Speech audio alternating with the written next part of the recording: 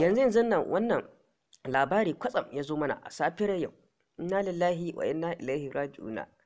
Inna lillahi wa inna ilaihi raji'una. Yanzu da safiyar yau wannan labari ya zo mana. To masu sauraron mu, assalamu alaikum wa rahmatullahi ta'ala wa barakatuhu. Ya jama'a ƴan uwa musulmai na faɗin duniya baki ɗaya, barkamu da warhaka, barkamu da wannan lokaci. Barkamu da kasancewa tare da ku a cikin wannan sabon shirin namu daga wanda sha tama mai albarka wadda take zaƙulo muku sababbin labarai da ɗumi su.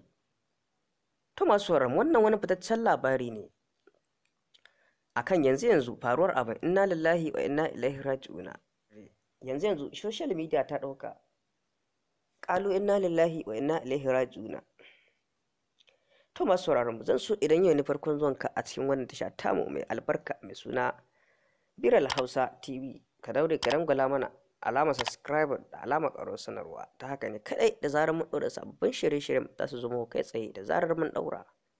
Sannan ku daure ku yi lakin da share da comment domin jira ku akan ƴan uwa musulmai baki ɗaya akan faruwar wannan abu da safiyar yau. Inna lillahi wa inna ilaihi raji'un. To jama'a ƴan uwa musulmai, ku daure ku biyo mu har bidiyo, ku daure ku biyo mu har ƙarshen wannan bidiyo domin jin ainihin abin da ya faru da su. Inna lillahi wa inna ilaihi raji'un.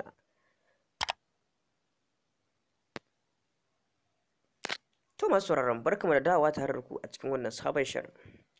Inna lillahi wa inna ilaihi raji'un. Kamar yadda abin ya faru, yadda ya zo a safiyar yau, labaran yau shine abin da ya faru yanzu a safiyar yau, abin da ya faru ke nake da trend a social media baki daya.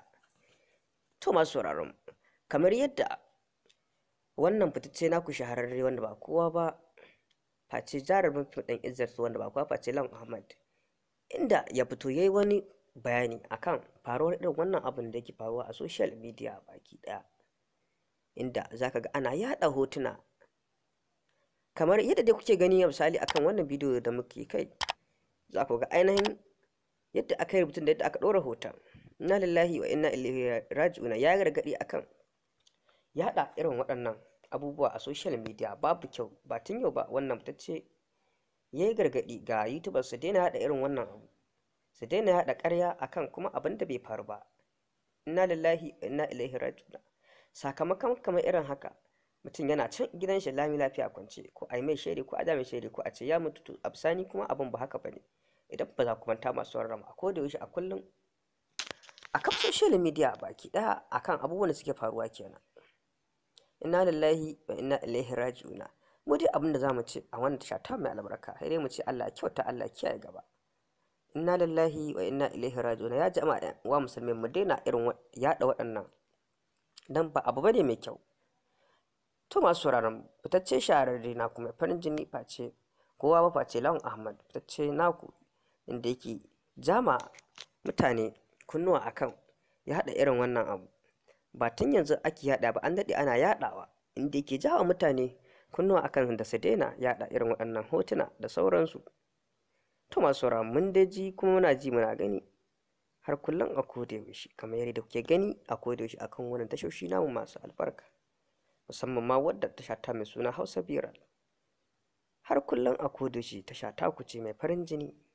To masu sauraron, mu dai abin da zamu ce sai dai mu ce Allah ya kyauta kuma Allah ya kiyaye gaba akan faruwar waɗannan abubuwa da suke faruwa a faɗin duniya ma baki ɗaya. Za a ce inna lillahi wa inna ilaihi raji'un. Ya Allah ka tsare mu, ba ƙara shirye da mu shirin addinin musulunci. Muna godiya sosai masu sauraron mu, haɗa a lokaci na gaba.